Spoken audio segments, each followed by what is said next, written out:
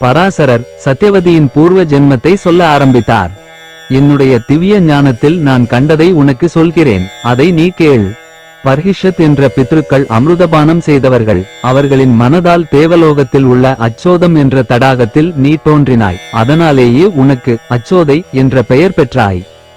தனக்கு தகப்பன் இல்லை என்று நினைத்த நீ ஒரு சமயம் அத்ரிகை என்ற அப்சரசோடு மனுவின் புத்திரரான வசு ஆகாயத்தில் தேவ விமானத்தில் சஞ்சரித்து கொண்டு இருந்தபோது இவர்தான் என் தகப்பனோ என்று நினைத்தாய்.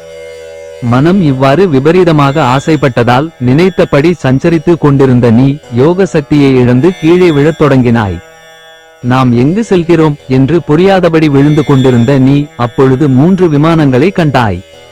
அதில் பிரசரேணுவுக்குள், அதாவது சூரிய ஒளியின் ரேகைகளுக்குள் சூக்ஷ்மமாக உள்ள தன் பித்ருக்களை கண்டாய். 28வது சதுர் யுகத்தில், துவாபர யுகத்தில் நீ மீன் வயிற்றில் பிறக்கப் போகிறாய். மனுவின் புத்திரரான வசு உபரிஸ்ரவஸ் என்ற புரு வம்ச அரசராக சேதி நாட்டை ஆளும் போது அவர் காரணமாக இதே அத்ரிகை என்ற அப்சரஸ் மீன் வடிவத்தில் இருந்து உன்னை பெற்றெடுப்பாள். இவ்வாறு அச்சோதை என்ற தன் பெண்ணை பார்த்து பர்ஹிஷத் என்ற பித்ருக்கள் சொல்லி சமாதானம் செய்தனர். அவளே சத்யவதியாக பிறந்தாள். ஆதி பர்வம், வியாச மகாபாரதம்.